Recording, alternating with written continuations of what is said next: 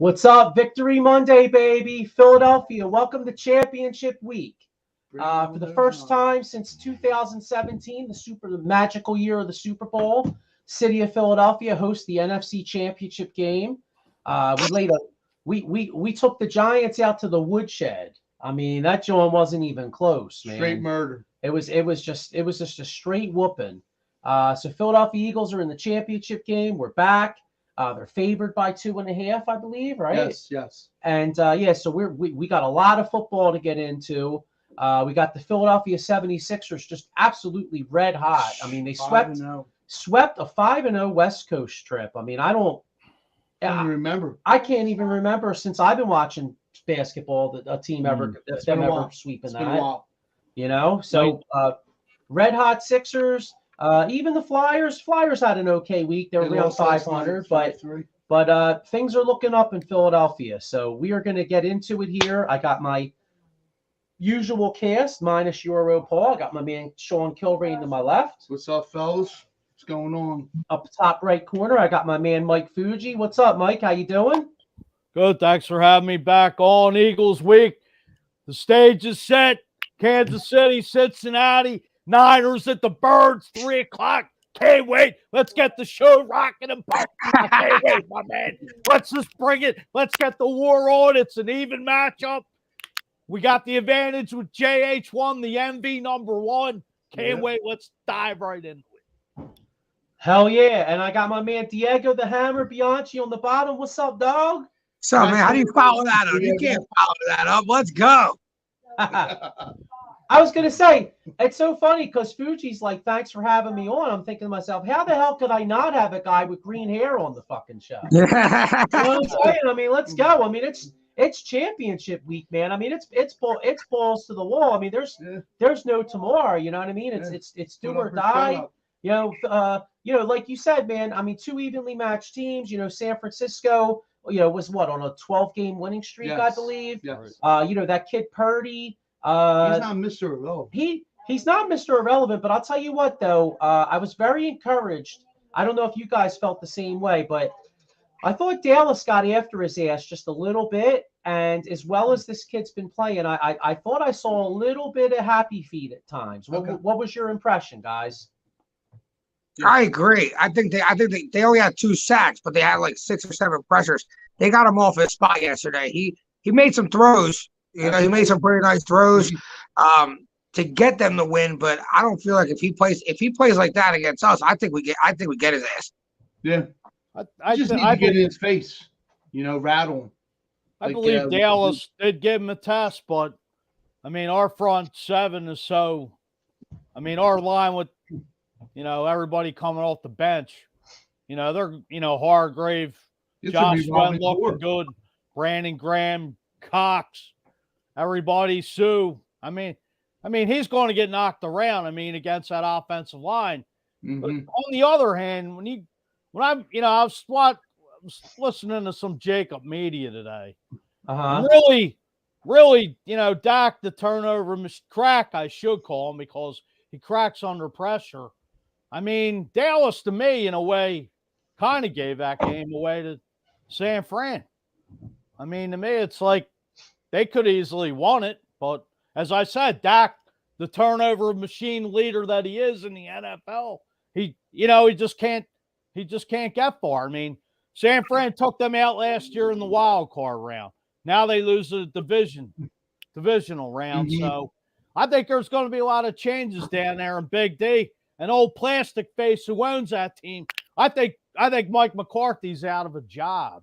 He keeps saying he's safe. He's not. I said that to my brother last night.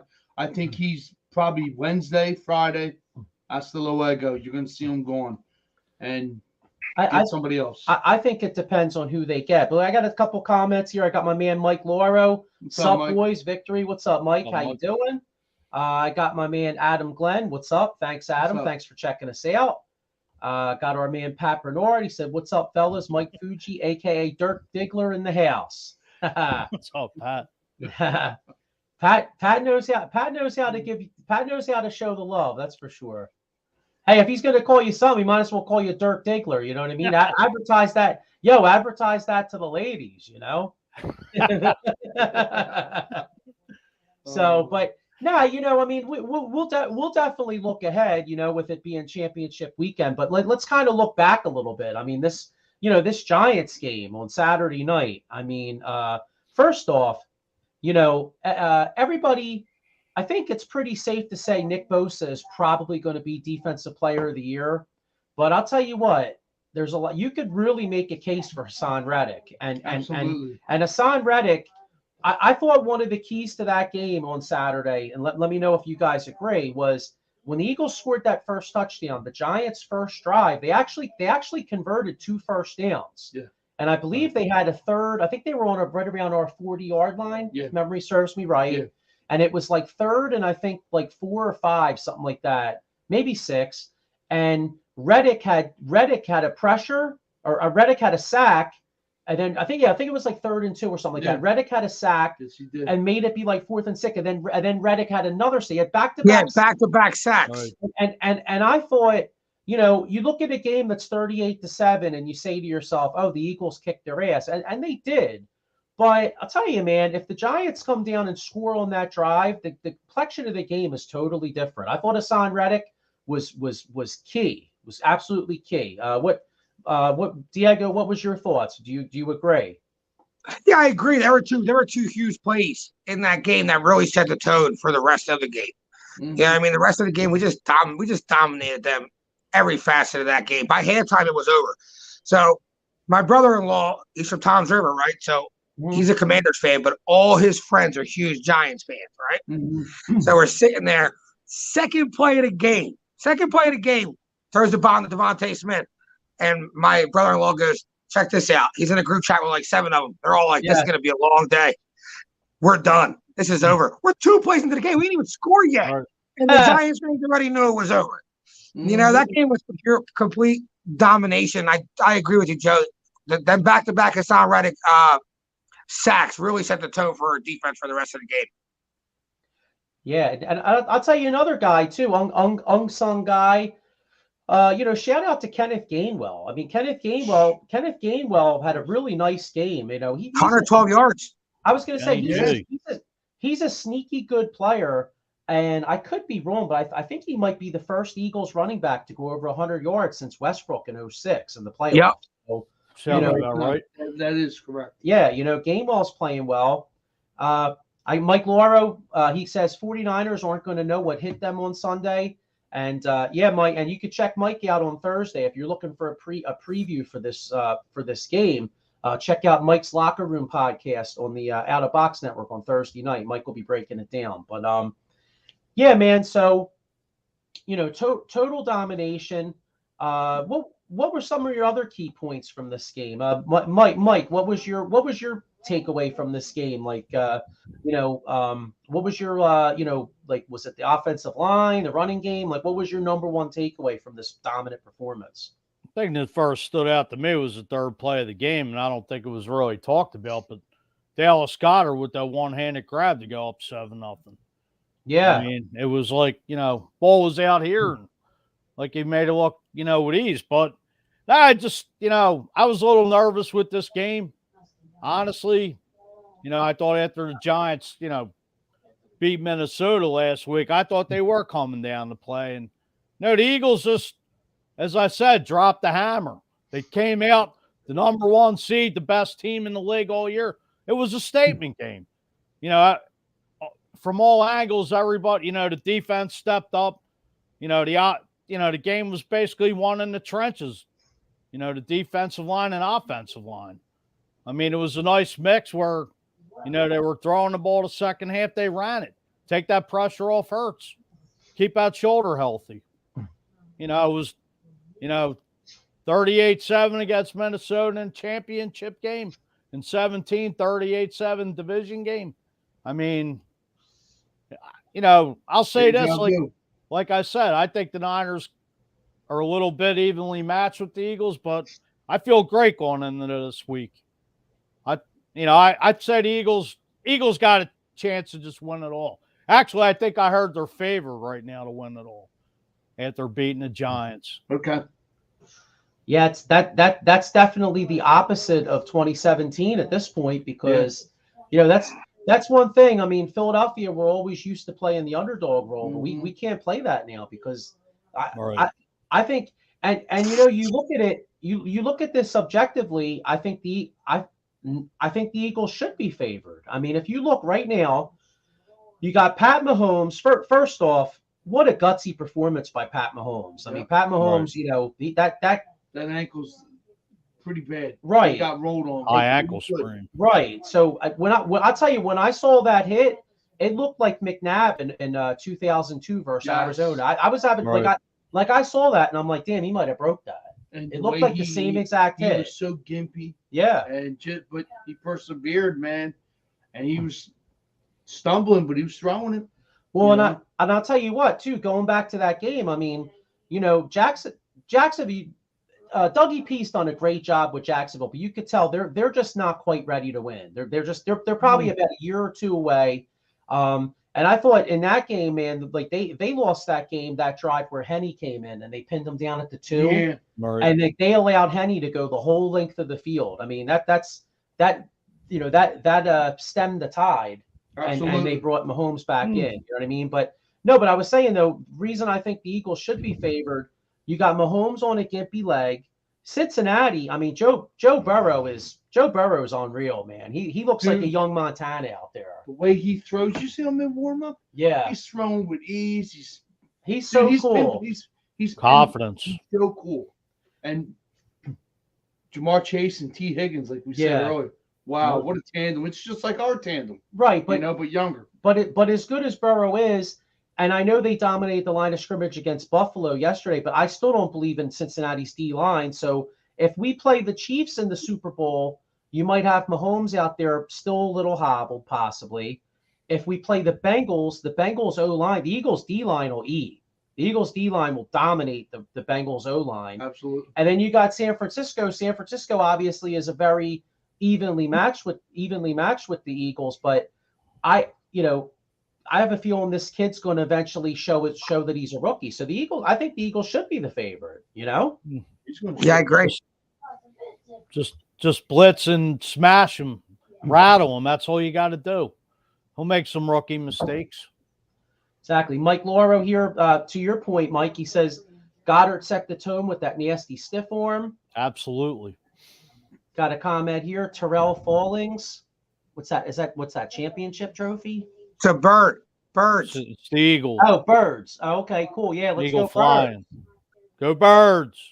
And then we got Chris Rapizzi. What's up, man? How you doing? What's up, Chris? Yo, homies, Chris? let's effing go. Hell yeah, dude. So Amen.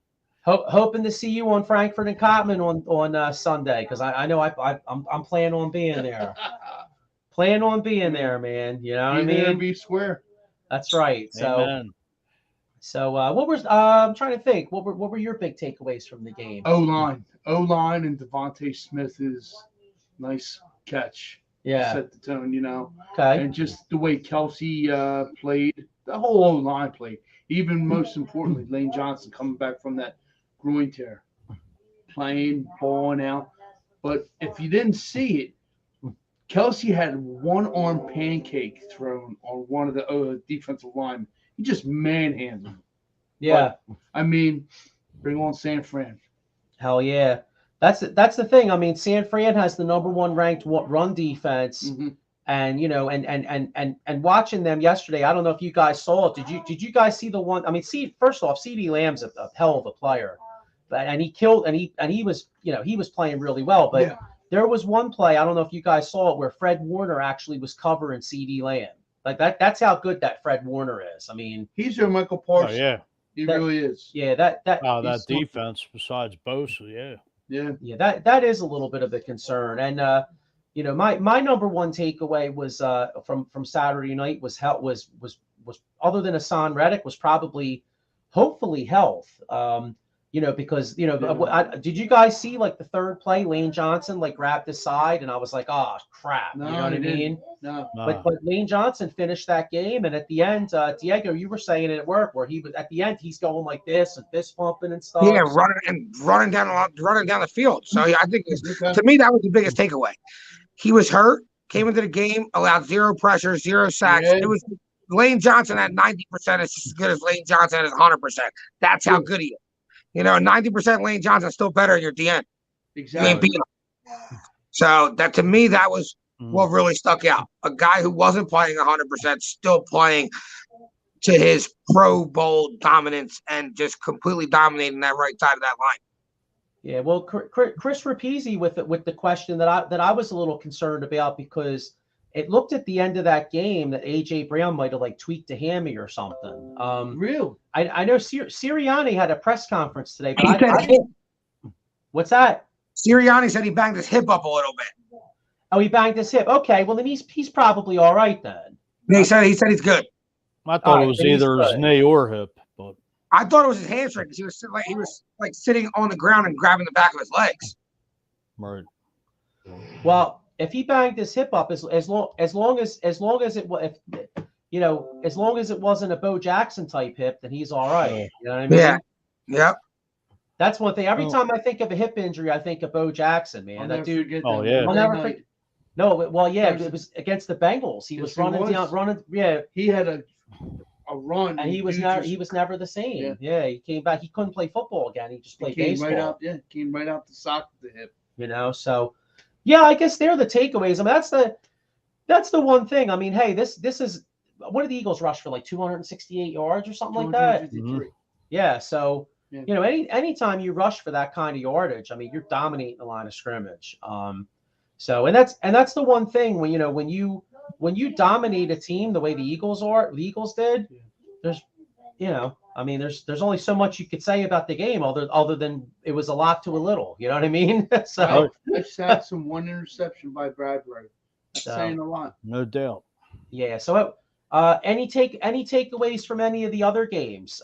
We got the what did we have? We had the Jaguars, Chiefs. We had Bengals. I'll tell you my takeaway from the weekend was that I liked Cincinnati going into that game, but I'd be lying if I said I saw the butt kicking that they gave. Yeah, it was kind of a shock. Everybody was riding high with Buffalo due to the fact of DeMar Hamlin, and just being the Buffalo Bills, man, because they were on a roll. And then, dude, drink the kryptonite or something. Yeah. Josh Allen came up short again. Yeah. All that talk about Josh Allen the last 2 years, but he's coming out. He's came up real small compared to Joe Burrow. The opposite's coming up real big. So exactly. Josh Allen has a lot to prove next year. I don't know what's up with Josh Allen. I mean, some people say since Brian Dable left, he's just not the same. I mean, to me, it's like Buffalo's look lights out at times, but other times in some games they leave you scratching your head. Like, yeah, I just don't get it. I mean, here's the thing to me: like Cincinnati didn't get no chance at all. Like everybody's writing them off, and a lot of people forget they're the defending AFC champions, and they almost knocked the Rams off last year in the Super Bowl. And well, I was going to say, that, and obviously, I firmly believe that if DeMar Hamlin doesn't get hurt, if that tragedy doesn't happen that Monday night, I think Cincinnati takes it to him that Monday night, and I think I agree. Played in Cincinnati. So yeah, to me, Cincinnati just showed they're a better team than Buffalo, and it doesn't matter where they play. Yeah, and the one thing about Buffalo too is like they really missed Von Miller. I mean, that defensive line wasn't even close to what they were early in the year. Matt Milano could only do so much, but like you said, Von Miller being that anchor, that guy on defense, really was well missed. Yeah, well, so I mean, Buffalo had no pass rush, and you figure Cincinnati was missing 3 starting offensive linemen. So Buffalo had no pass rush.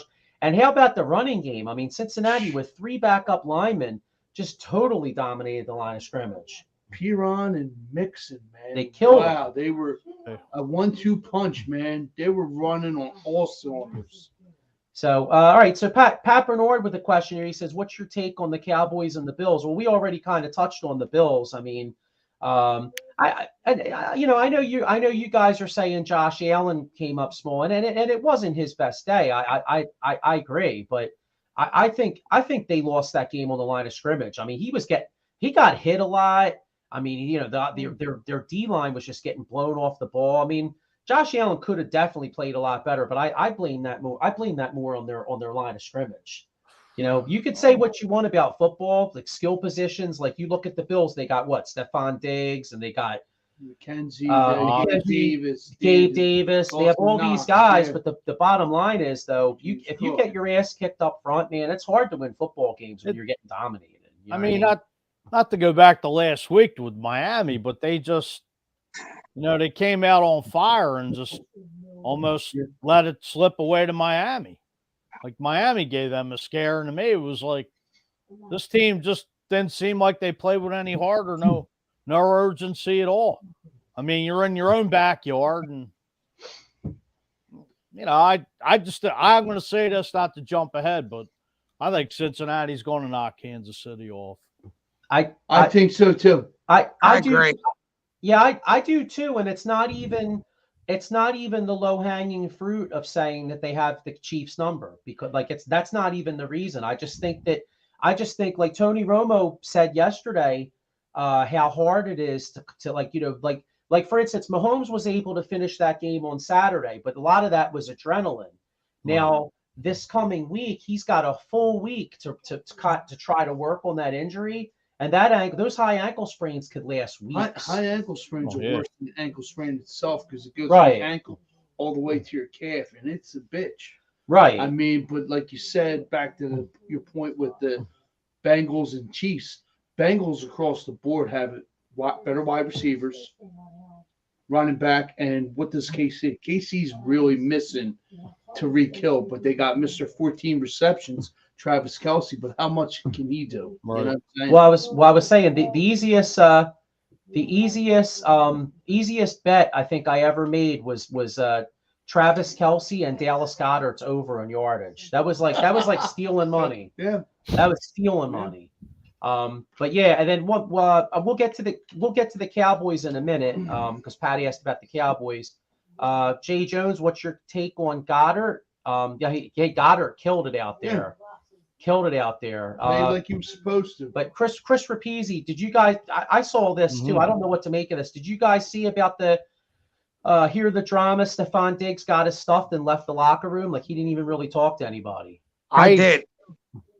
I didn't see that. Seen it on the sidelines. Yeah. And Allen. But here's the thing: you're a grown ass man, dude. Just take your lumps and go about your day. He did this shit in Minnesota. That's why they got rid of him.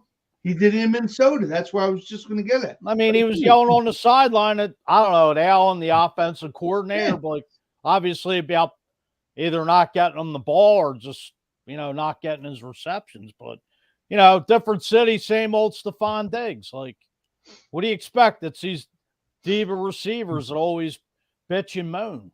Yeah, but I think, him and what's his face? Him and Allen are boys though. So I think that's just I think that's temporarily Emotions, pissed off. I think they'll squash that shit.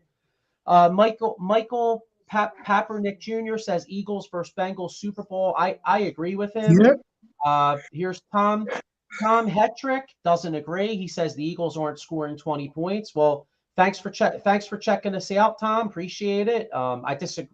Well, I disagree with you. I think the Niners defense is good, but I think the Eagles find a way to get 24 and they win. Yeah. But hey, who knows, right? The Niners do have a great defense. And then one more here. We got another comment from Michael Papernick Jr. He says Purdy hasn't faced Sweat, Graham, Reddick, Cox, Hargrave, all these guys. That's true. Absolutely. I mean, he's played well, but it's like a revolving door. Yep. Hang on. I got one more. Got two more here.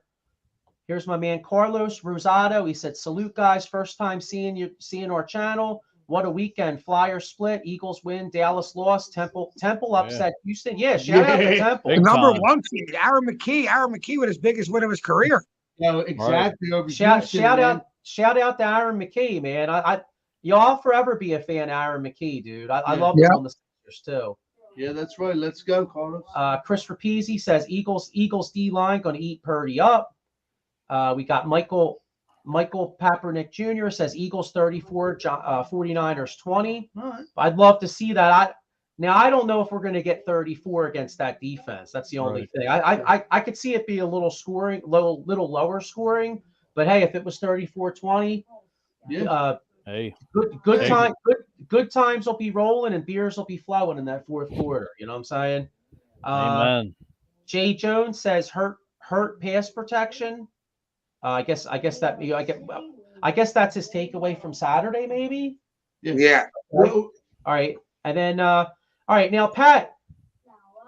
Oh, Eagles. Michael Papernick. He said Eagles shut out all the pundits who don't like us. And hang on, I got one more here. Because Pat brought up the Cowboys. So my man Keno, Joaquin Stable, says Tony Romo should coach the Cowboys. The Cowboys, yes. Keno. Yes. Thank you. I'll tell you what. The money that Tony Romo is getting paid to call these games, I would never leave that booth. You know what I'm saying? No. Got one more here. Carlos Rosado, he says, I hearing rumblings about Avante playing in this game. If he does, we win 27-10. I don't think this game is really that competitive in my humble opinion. My honest opinion. Oh, my honest opinion. Okay, sorry. I hope you're right, because I don't want to be having heart palpitations in the fourth quarter. You know? All right. Walking boots off, which is a good thing. But man, I mean, like he said earlier, our defense is a revolving door. Pick your poison. Hargrave, Sweat, Milton Williams, Cox. I mean, and everybody's forgetting the quiet guys, Sue and Linville Joseph. I mean, Big time. It's going to be a damn good game come Sunday, man.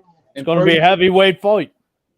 Yeah. All right, and then the two best teams in the NFC going toe to toe. Absolutely. This is what we wanted, and we got it. Yeah. Hell yeah, man. And all right, to wrap up Pat's question, what was your takeaway about the Cowboys-Niners game yesterday? Because he asked about the Cowboys. I'll tell you mine. Honestly, I think if Tony Pollard doesn't get hurt, I think the Cowboys have a hell of a shot of winning that game yesterday. True. Breaking the fibula is pretty bad. I agree, but the Dallas Cowboys always find a way to lose. So with Pollard, with Michael Jordan on his prime on their team, you know, they would find a way to lose with anybody. You know what I mean? So I don't want to put it just on Dak, but it's just like he just comes up short with these picks. And it's like, well, I mean, can't put on the defense. The defense held McCaffrey in check, held Debo in check. I mean, you got to put it on Dak. Dak, CeeDee Lamb, their offensive line's pretty decent. Zeke, so I feel you got to find a way to put up at least 21 points, you know, to beat the Niners. You couldn't do that. You guys, they are what we thought they were, a bunch of choke artists. All I want to say is the best part of that game was the receivers on each side the last play of the game. Zeke hiking the ball, getting destroyed. His ass laid out, didn't even make an attempt to block the linebacker. He just got leveled on his ass. I must have replayed that 10 times just to watch that bum get knocked on his ass. I loved it. I was cracking the hell up. He just got thrown like a sack of potatoes. That's awesome. And talk about just some disrespect here. Michael Papernick Jr. says, when the Eagles beat the 49ers, all these media outlets who have been disrespecting the Eagles all season can stick it. Mm-hmm. Hey, man, I hope. Nobody likes us. Jay Jones says, when's the last time a rookie quarterback goes to the Super Bowl? Actually, it's never happened. I was listening to WIP this morning, and Ray Dininger said that it's never happened. So Michael Papernick Jr. says right here, the 49ers couldn't sack Dak with their historic defense I keep hearing about. So what are they going to do against our offensive line? Yeah, I mean, great point. You know, I agree. I mean, you know, I think it's going to be like I think it's going to be the main matchup's going to be what, Lane Johnson against Bosa, and then you got whoever's blocking Armstead. You know what I mean? Yeah. They're the two. You know. So, all right, and then all right, so let's get into the championship week here. I guess we kind of already did. So, all right, predictions here. All right, so let's go. All right, so let's do Chiefs Bengals first. That's the second game, obviously, but let's do Chiefs Bengals first. What's your guys, Sean? What do you think is going to happen in that game? Bengals win 28-21. Okay, Mike, what do you think? Who do you like in the Chiefs game? I'll say Cincinnati 30-24. All right, Diego, what's your thoughts? Is it a clean sweep? Yeah, I think it's Cincy like 34-31, high scoring game. Yeah, I got to go that too. Now, it's funny because I know the Bengals have the quote unquote have the Chiefs number.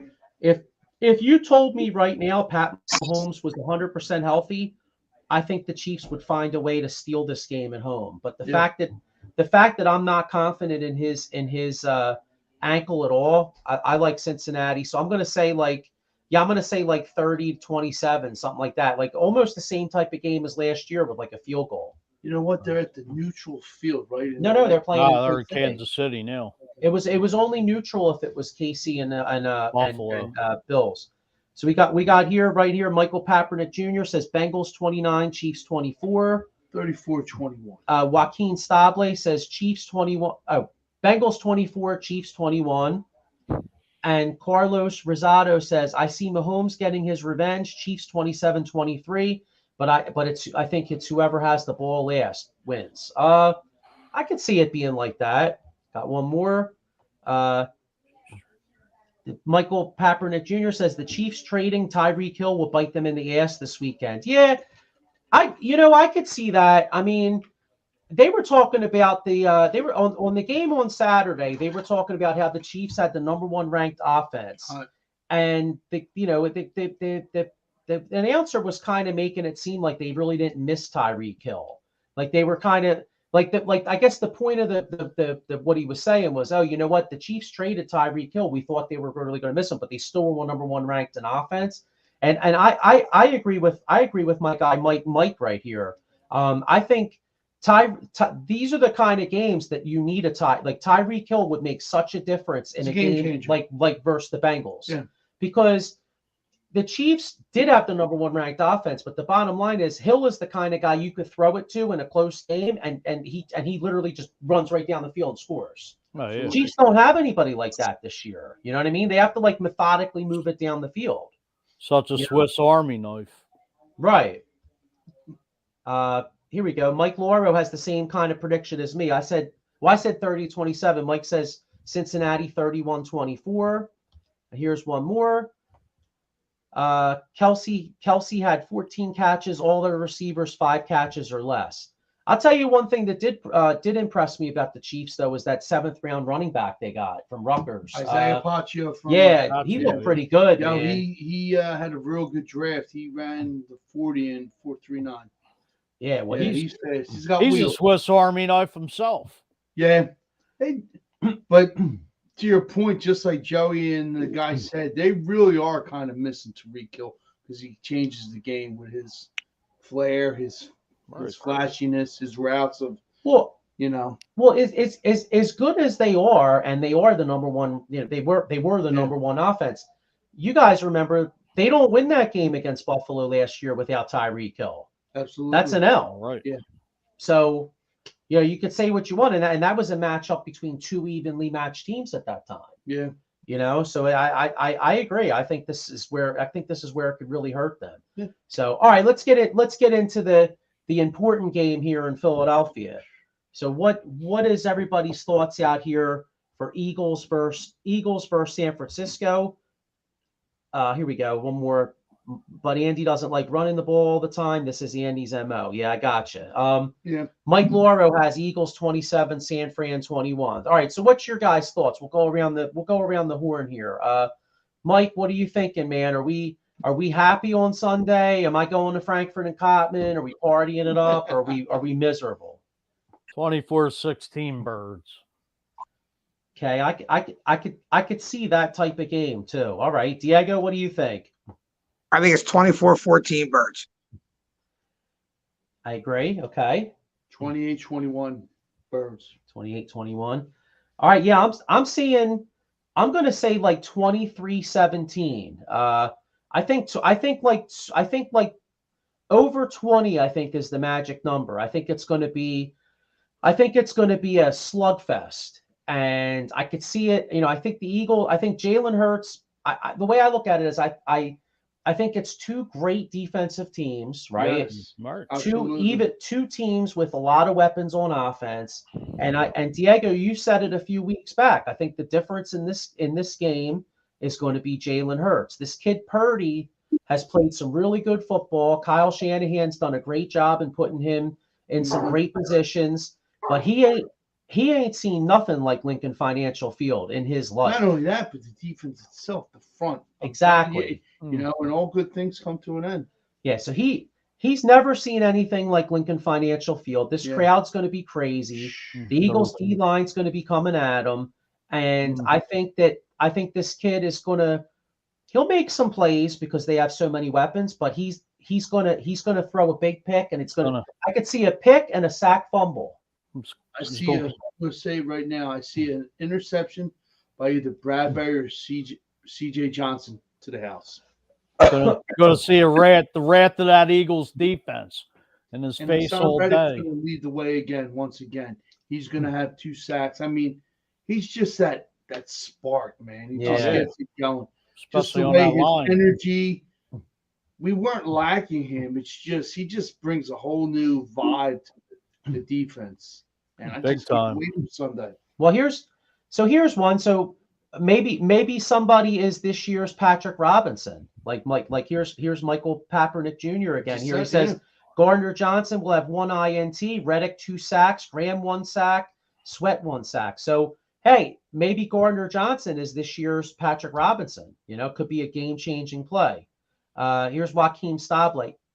He throws me off with the way he does the scores. All right, so he's got Eagles 21, 49ers 19. Okay. Always put the winner on the left, and the losers on the right. That's my man. I was ready to say 49ers 19, Eagles 21. And I'm like, wait a minute, it's 21-19. 49ers win. Yeah. So all right, so we're all going Eagles. Nobody out there's pissing in anybody's Wheaties. Who do you think's going to stand out in the game? Offense and a defensive player. I think Hassan Reddick. Now the 49ers have a very good offensive line, but one thing I noticed yesterday, DeMarcus Lawrence had a hell of a game, and he plays left defensive end, so he was obviously playing well against their right tackle. Okay. Now Trent Williams is a beast. So whoever I don't anticipate Josh Sweat or whoever's line up on the right side doing too much. Trent Williams is one of the game's best. McGlinchey plays opposite of Trent Williams. What's that? McGlinchey is a local kid. Yeah, Penn Charter. Penn Charter, Notre Dame guy. Yeah. Okay, well, I could see you got to attack the right tackle and the guards. I think Trent Williams is going to be tough to beat, so you attack those guys. Yeah, here we go right here. Actually, this is a great point here. All I heard yesterday was Trent Williams is the best left tackle in football, but Brandon Graham owned Williams in Washington. Well, that is true. Brandon Graham did make some plays versus Washington. Well, another thing is, too, I mean, you could put Josh Sweat on either side just to throw that O-line off, too, as well. Yeah, it just all comes down with technique. And like you said, DeMarcus Lawrence has good technique. Hassan Reddick, God, man, just coming off that edge. I mean, whether it's inside out, I mean, he's going to cause havoc. Yeah, but that is one of the things I took away from that Cowboys game yesterday that gave me some good feelings about this game this week. Is DeMarcus Lawrence had some good pressure, and it got me thinking that the Eagles could get some good pressure on them. I mean, when you go back to that Niners-Cowboys game, I mean, that was a heavyweight fight that I think the Cowboys did, mix it up with those guys. Those guys are coming across 3,000 miles. And, they're in for another heavyweight Philly street fight this week that's going to be even harder. Oh, yeah. I mean, this place is going to be rowdy, ruckus. And I've been saying this for years. The real 12th man is the Philly Eagles fan, not Seattle. They could stick that where the sun don't shine. We are the 12th man. That place will be rocking. I'll be up there at 225 at the 50, yelling my damn ass off, probably annihilated, inebriated, whatever, ossified, it don't matter. I'm going to be yelling my damn ass off, sack that SOB, and just kick them down where it hurts. Now I'm jacked. Wait, you got a couple weeks back. You had me going when you're like, he's a bum. It was like such a Rocky thing. I need to hear that. Brock Purdy is a bum. Brock Purdy, you're a bum. There you go. Yes. You play like a damn bum. It just, that like I hear you say that, man, and I'm having visions of like Rocky hitting the raw meat, Right. You know what I mean? Like I'm just ready to rock. Actually, Rocky hitting the raw meat, and then Rocky running after the chicken, and Mickey's like, "Oh, you think you're fast? Well, catch this chicken." You know what I mean? I feel like a Kentucky Fried Idiot. Yeah, exactly. All right, but let me get one more Eagles comment here. We got Michael Kaepernick Jr. again. He said Slay and Bradbury can play single coverage, so our D line can run crazy. Yeah, I think they. Although, I'll tell you though, the one thing you got to watch with the Niners though, if you single up Kittle, Debo, and Ayuk, you may have a problem. You know what I mean? Like, so he's going to have to mix some. I mean, I know people criticize Gannon for like the kind of defenses he plays, but the results are there. I mean, the Eagles are the second ranked defense, and the one thing is if you go man on man against Debo and he breaks a tackle, he's taking that to the house. So I agree. I think you do want to play man so you can get pressure, but you're going to have to mix it up because too much man, he's going to find a way to make a play. Yeah. You know what I mean? But anyway, hey, we could talk football all night, but let's get in. We got a red hot basketball team right now. But before we do, let's give a shout out to our sponsors right here. So before we do, first off, anybody trying to go to this game today, I mean, if if you look at the prices of that, John, you Ticketmaster there. My section 225. 700, 800, 1,500. I'm like, Jesus.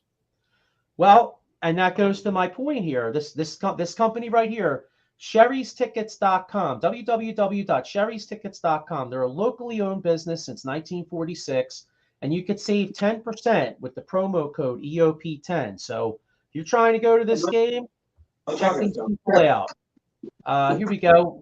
And if you're at said game, and maybe, I don't know, maybe there's a couple 49ers fans right there. You can, I don't advocate this. Hey, I say everybody out there live in peace and harmony. You know what I mean? And just enjoy the game, have some good banner. But, if some stuff goes down and you got some legal issues, my man right here, David R. Cherry Esquire, give him a call, 610-565-0300. He's got workers' compensation, motor vehicle accidents, personal injury, and criminal law.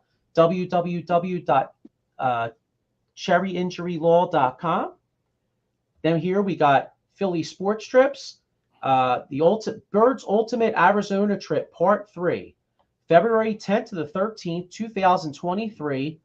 You got 100% fully refundable deposits. So make sure you check them out. If the Eagles don't go to the Super Bowl, you get your money back. So you really can't beat that deal.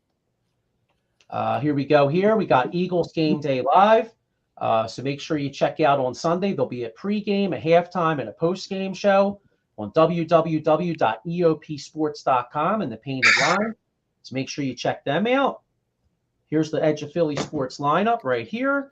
On Sunday, you'll have, like I said, you'll have the pregame and the postgame show, a pregame, halftime, postgame show. So there's something for everybody here. So check them out. But all right, guys. Well, listen, we got red hot basketball team, West Coast trip. I mean, they even won on Saturday without Embiid and Harden. Injury rest. Right, which was probably, as Doc Rivers would say, you know how Doc Rivers has the scheduled losses. Well, Right. I think Saturday was a scheduled loss, but somebody forgot to tell Tyreek. I'm sorry, not Tyreek. Tyrese Maxey. Brain. Somebody forgot to tell Tyrese Maxey that Saturday was a scheduled loss. Nice 32 points. And Diego, you brought up to me today, Daniel House finally made a play. Yeah. Finally did something, yo. Hit a big three. The big buzzer beating three. See, so my article still has a chance to come to fruition. All right. Yeah, I remember. Yeah. It's coming alive. I remember that. Yeah. Hey, all right. So, second seed in the East, 5-0. We come home now. Mm-hmm. Brooklyn on Wednesday. Yeah, Brooklyn, baby. That's our next game, Brooklyn Wednesday, right? Yeah. Okay. And that's a big West game. Coast win. All right. So what's our feelings on the Sixers other than good feelings? Mike, what's your thoughts on the Sixers? Hey, let them just keep rolling. I mean, you went out there, you won some close games against some good teams, and now you're coming home to play Brooklyn, who's right behind you.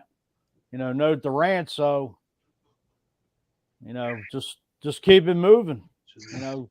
Come back home, get a couple nice rest tonight, tomorrow, and then let's go after the Nets and bum Simmons. Yeah. Cool. Let me just, Diego, I'll get your thoughts in 1 second. I just want to get Mike Lauro here. He says, you guys need to get on Pat Bernard for his choice of shirts colors Saturday and Sunday. Saturday you wore New York Giants blue and hot pink on Sunday.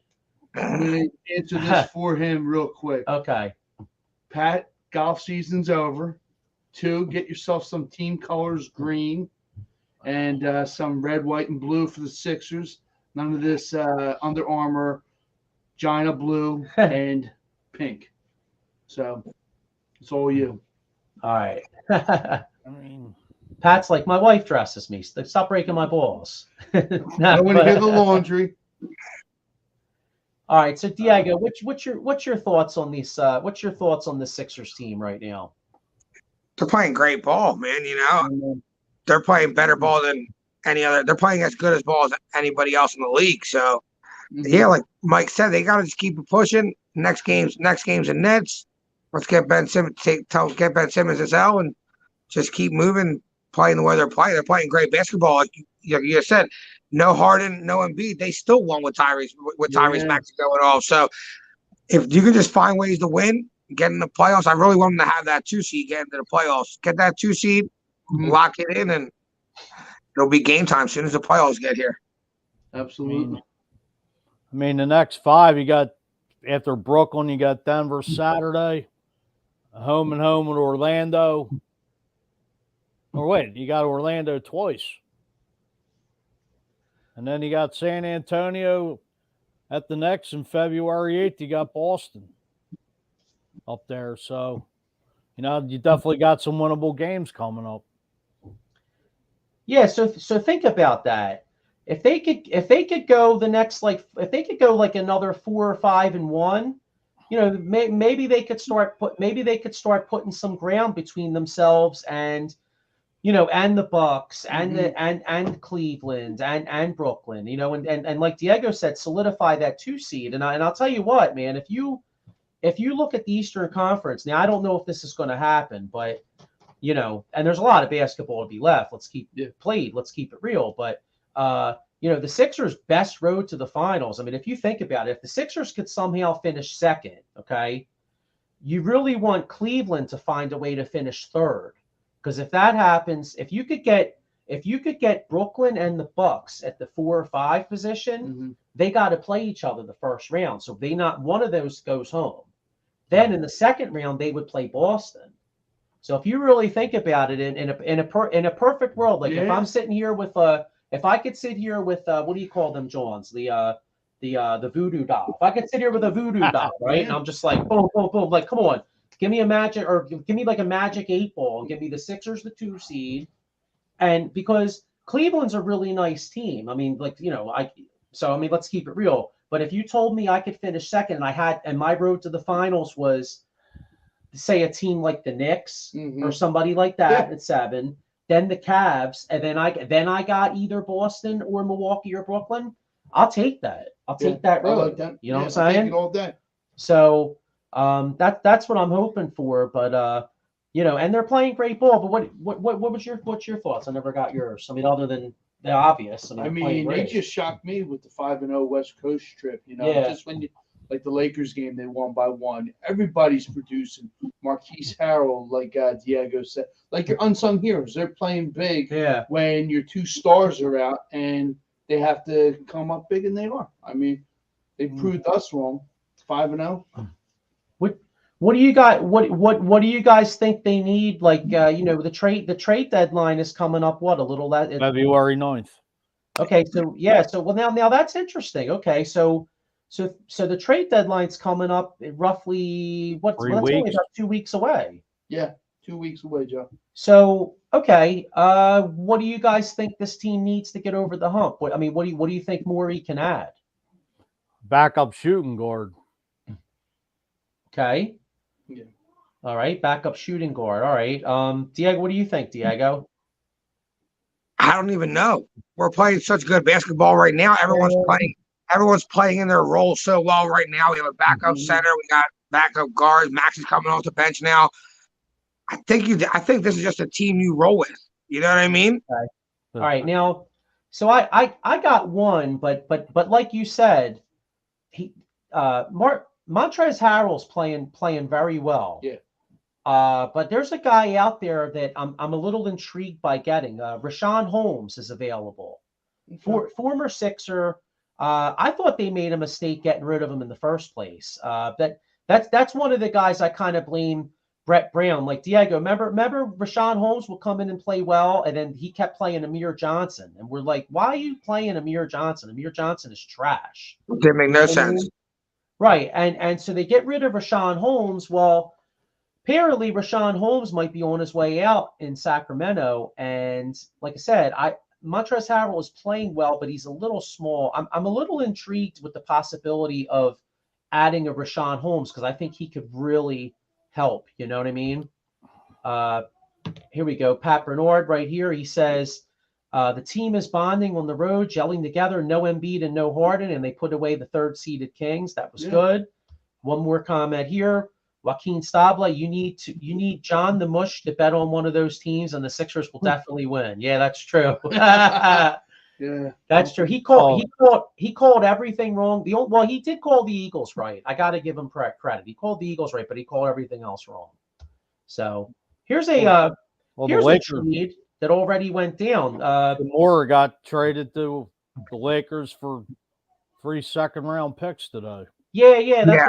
That's what Sean was pulling up here. Yeah, Hachi Moore. I'll tell you, if I'm a Wizards fan though, I'm like, what the hell are you doing? Like they got 3 second-round picks and none. Like what the hell is it with some of these teams just giving players to the Lakers? Like they got a bunch of garbage. Like I don't understand them making that trade, man. You know. Not that Hachi Moore is that great. It must be they didn't want to sign him or something. They didn't want to sign him. It's all about the extension. You know what I mean? Might as well get the 3 second-round picks back and not let this guy walk in free agency. He got something for him. Right. Yeah, but you got trash. I mean, I know. I got a bag of basketballs. You know. Maybe I was always out there. I'm not saying it was good. I'm not saying it was a good trade, but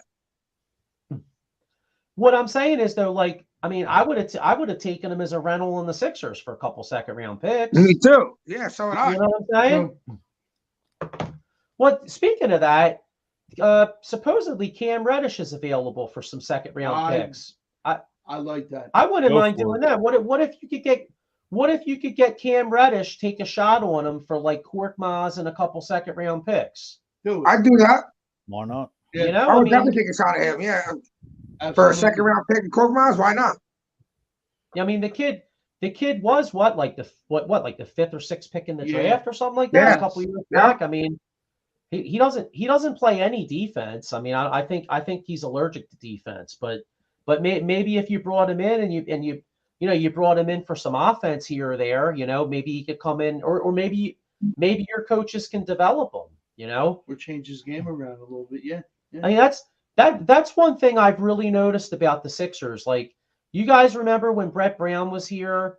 I feel like the only guy they really developed was like Robert Covington. Yeah. Well, you know what? TJ McConnell developed a little bit. Yeah. TJ McConnell developed with TJ McConnell.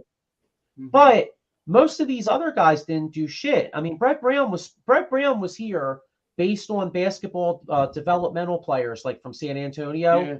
Guys got better when they left the Sixers. Christian Wood became a really good player leaving Philadelphia. Jeremy Grant, they traded him. He became an all-star. Yes. You know what I mean? Guys like Zaire Smith sucked, but he never got any better. Like, a lot of these guys never got any better. Some panned out, some didn't. Yeah. Now, to Glenn Rivers' credit, these guys seem to get better under him. Like look at the emergence of Shake Milton right now. Yeah. Shake Milton, Tyrese Maxey. I mean, these guys are getting better. Here's Pat Bernard right here. He says Ben Simmons and the Nets coming in Wednesday. Little intimidated by Kyrie Irving going off on the Jazz, dropping 48. I'm not. Kyrie Irving could drop 48 or 50 every night. That doesn't mean he's going to do it against us. Yeah. I'm not worried about it. And even if he does, Kyrie could score 48, but without KD, I still think the Sixers take it to him. Yes. You know what I mean? Losing him is a big blow with that MCL sprain or ACL. Especially at his age. I mean, it's a tough injury. Yeah, exactly. So, all right. So let's look at this next week for the Sixers. All right. So we got, what did we say we got? We got the Nets. Got Denver. Here, I'll pull it up. I got it. I got it right here. All right. So we got Denver Saturday afternoon, ABC game. Yeah. So it's Nets, Denver, and Magic. All right. Back so we to got back. According to what I have, but maybe that's a mistake. Yeah. Magic or next Monday, and then Wednesday we play Magic. All right. So we'll just go the next three before we're on before we're on next week. What are we doing the next three? 3 straight home games. Nets, Nuggets, Magic. What are we doing the next 3? I think we're looking at like 2-1. We'll lose one to the Nets or Denver. We'll beat Orlando and then beat either Denver or the Nets. So 2-1, I'm thinking. All right. I could see that. 2-1. They lose to the Nuggets. Yeah, me too. Me too, because it's the ebb and flow of the NBA season. I mean, the Sixers are playing so great, but when it's almost bound coming off. You're coming off a 5-0 West Coast trip. I mean, it's almost like the law of averages is going to say you're just going to have one game where you're just not going to have it. Although I gotta think. I'll tell you what. You know what I'm going to look at Saturday? I'm going to look at Joel Embiid's over/under on points, and I'm taking over. Joel Embiid is going to go. Joel Embiid, I don't give a shit if his over/under is 30. He's going for 40 that night because he's going to want to kill. He's going to want to kill Jokic. Joel Embiid's going over. Yeah, that's a good bet for anybody out there that does. Anybody out there that don't plays a couple dollars here and there. I'd be going Joel Embiid's over/under on that Saturday because he's going to put up some points. Jokic, prime time game. Keep in mind he's been having a bad hamstring, so he's been. I think Embiid comes out to play and set a statement, make a statement. Well, and even if Jokic was out there 100% healthy, he can't stick. I mean, he can't stick Embiid, and Embiid's going to make it his point. Embiid's going to try to dunk on him so far. He's his. Where's he from? Croatia? Where's Jokic from? Serbia. All right. Well, his boys in Serbia are going to feel that, John. You know what I'm saying? He's going to try to throw it down on his ass. Yeah. So we got Paul Spencer right here. You can check him out on the Out of Box Network with the 215 boys. He said Sixers got to stay hot. Bucks 1 game behind, are healthy now with Middleton back now. Yeah, that's true. We got to beat them out. Pat Bernard one more time. He said Irving dropped 38 on Golden State last night. He could be getting hot at the right time. What's your game plan to shut him down? We know Ben could facilitate him wherever he's at on the court. I don't. Do you? I mean, no special game plan for Kyrie Irving. What's that? No special game plan for Kyrie Irving. Like you said, he's going to get 40 whatever night he wants to get 40. Without KD, I don't think they beat us even if he gets 40. Absolutely. Here's Ken Fry. You could check him out on the Las Vegas sports scene. He says Serbia, Croatia, potato, tomato. Yeah. I don't know if they feel that way. Some said, but apologies to anybody out there that's from Serbia or Croatia. We don't. We're discriminate. Yeah, we are. What are we? Ignorant Americans here. Thanks, Ken.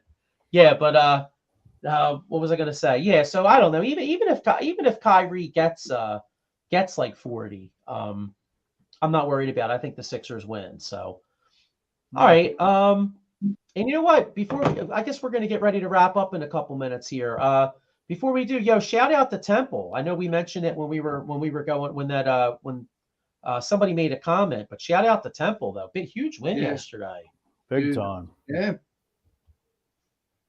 So any other thoughts out there? Any random thoughts? How about the Flyers, man? I mean, any encouraging things about the Flyers? Who are they?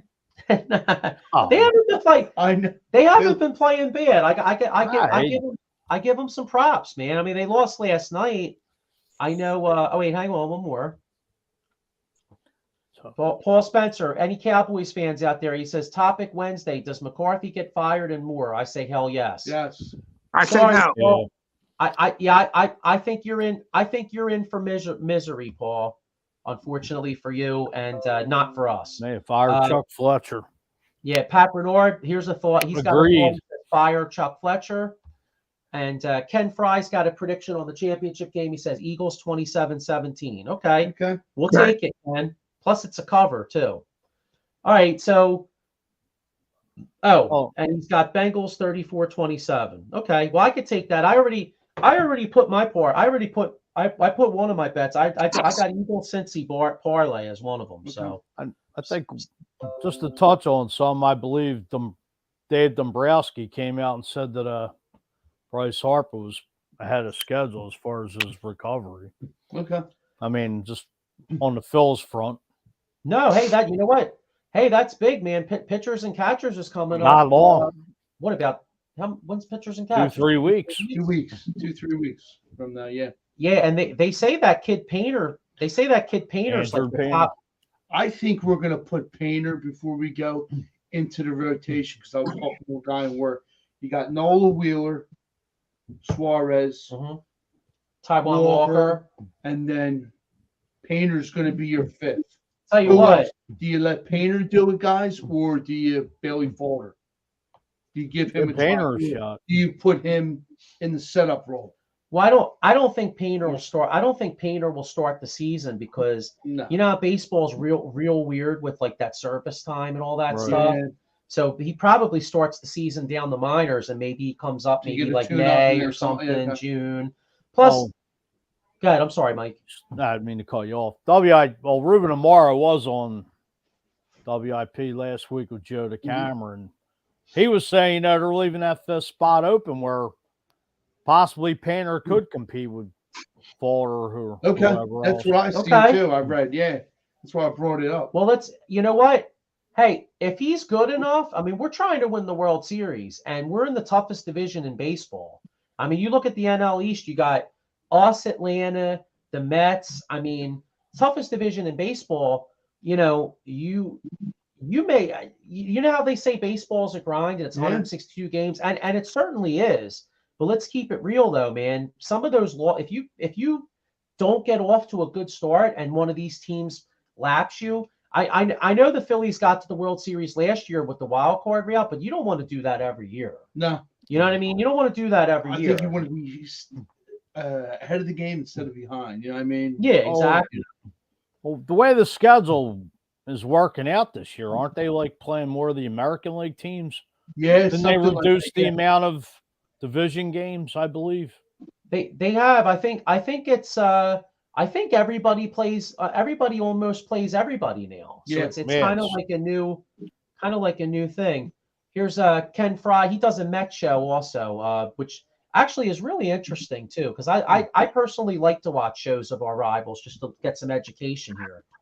He says, well, I can't agree. I can't even say let's go Mets. Sorry, Ken. But he says, I think Tyron, yeah, I start to lose the ability to speak when I have to say those words, you know. It's okay. But he says, I think Taiwan Walker will be a solid 4 or 5 for the Phils. Braves are still the class. Well, Braves are tough, but good thing was they weren't the class when we played them in the playoffs. So that They was still good. need a shortstop. Here's one right here. I actually wanted to get into this too before we get out of here. Pat Bernard says, are the Flyers tanking with bringing back Felix the Stiff Sandstrom? Sam Erison has a shutout last week. I don't get it. Tank or make the playoff spot? What is the direction of this team? Tanking. They have no. Well, you know what the problem is, Pat? There's no uniform direction. You have a coach in John Tortorella that wants to win games. You got players out there that are playing for jobs, and to their credit, the players are playing their ass off. Yeah, Tortorella is a really good coach. Brings out the best in you. Ownership probably wouldn't mind them losing some games and tanking, but it's hard to tell what all those guys in that locker room that go players lose. have been playing the way they've been playing. I need you to go out and lose. Yeah, well, it's like you're going to do it now. Right. It's like Pat said, get rid of Fletcher, because how many times has Ed Snyder rolled over in his grave with this organization? It's like you talk about the Flyers used to be one of the top organizations in all sports. Yeah. I mean, I know it was different before the salary cap, but the Flyers are always involved in the big names. Unfortunately, they haven't won nothing, but they were always a competitive organization for years. And now it's like, it's sad because, like I said, it was such a great organization for years. They made the playoffs every year, even though, they got to the conference finals quite a bit, but just could never win the cup. But it's just, they used to talk. I remember late 99, IP wouldn't even talk Phillies baseball. I remember. It was either Sixers, Eagles, and the Flyers, but nobody would talk baseball. Now it's like nobody wants to even talk hockey, period. And it's sad because, growing up, 4 for 4, it's just pitiful. Yeah. Do you remember? I know you remember probably, Mike, and you guys all remember, I'm sure. Like, I can remember the springtime, and the Flyers were always in the running all the time, and you used to see people with the remember people used to make like the styrofoam fake little Stanley cups and put them in their windows and all that stuff, right?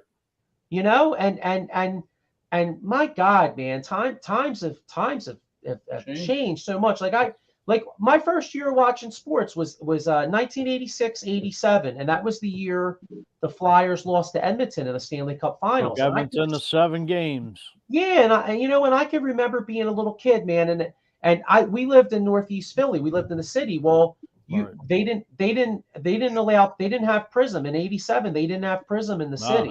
So my uncles had a friend, his buddy Brian Curry. He lived in Ben Salem, and for Game 7 of the Islanders and for a couple of the other home games, I was a little kid, and it was so cool. They took me over, and we all watched the game over Brian Curry. It's like the home games, you know what I mean? Right. But like I just remember like falling in love with hockey. Like when I was a kid from that time through the Legion of Doom, like hockey to me, like hockey was up there. I mean, the Eagles were always number one, but hockey was like right there. And hockey ran a close second. What's that? I said the Flyers ran a close second behind the Eagles. Yeah, I mean back then. Right, and I got to be honest with you, man. I mean, in the 4 for 4, I mean, the Flyers are like a distant fourth. I mean, don't get me wrong, I still love them, but like they're a distant fourth. I mean, it's not even close, And here's 2 more points, and then we're going to get ready to wrap. A couple more points, we're going to get ready to wrap up here. But he says, Pat Bernard says, no start since Lindros, long time, fellas. We are the Cleveland Browns of the NHL. Yeah, I don't know if we're the Cleveland Browns though. That's a little harsh. Michael Papernick Jr. says Ed Snyder was the heart and soul. I agree. And then to his point too, Comcast sucks as owners of the Flyers, and I think that's the number one thing. You know, you got a corporate entity that owns this franchise, and they don't know what they're doing. One guy that gives a shit, you know. They don't know what they're doing. They want their money. They don't care. They don't care. Exactly. They make their money and see. I mean, I love Tortorella's heart, his fire, but I feel like this poor guy's wasting his time here. Like, I mean, you should have brought this guy in years ago when they had a nucleus. All right. I mean, he's been around. You know, just love his old school fire and passion. That's what this team needs. And you know the ownership flat out sucks. Yeah. It's a disgrace. I was going to say that's a great point, because I think Tortorella would have been a great coach to have when you had Claude Giroux and a healthy Couturier and like a Danny Briere. You know what I'm saying? Like he would let a fire under their ass and bring the best out of them. You know. Pat Bernard, one point here, he says, Mike and I don't want the playoffs because the first team we're going to face is Boston Bruins, team loaded with 4 lines of talent. Yeah, that'll be a quick 4 games. It's like one of the best teams in hockey, if not the best. 34-5. And Michael Papernick Jr., you have the owner of the Sixers owning the New Jersey Devils. He should have bought the Flyers. Yeah, and you guys see he's one of the leading candidates to buy the Washington Commanders. Yeah, I saw that today. Yeah, you know what? Hey, as long as he's spending money on making the Sixers great, I don't care. He can buy whoever he wants. As long as the Sixers are playing good basketball, I don't care. The only problem I have with it is I want Daniel Snyder to own Washington forever because I want them to keep sucking. Oh yeah, you know what I mean? So that's that. I don't want them to turn it around. Like, yo, please don't go down there and turn them around, dude. Same with Plastic Face in Dallas. Exactly. Just keep running that team into the ground every year. Yeah. So, all right. Well, we're gonna get ready to wrap up here.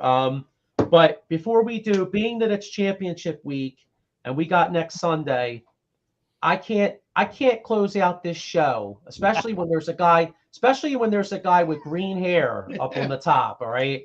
I can't close out this show without doing a championship game, an Eagles chant before we close this show out. Get your vote for all the rest of the week. Anybody out there, man? It's only Monday, but we're already jacked and juiced.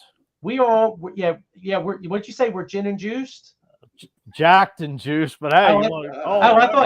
I thought you said gin and juice. Well, whatever. Well, Jack we could, juice, Bacardi gin and juice. I'm laid back on my what's that? I got my mind on my money. I'm laid back or whatever. Money on my mind. Yeah, dude, I can't even talk. I'm so excited. But all right, let's do one before we get out of here. All right.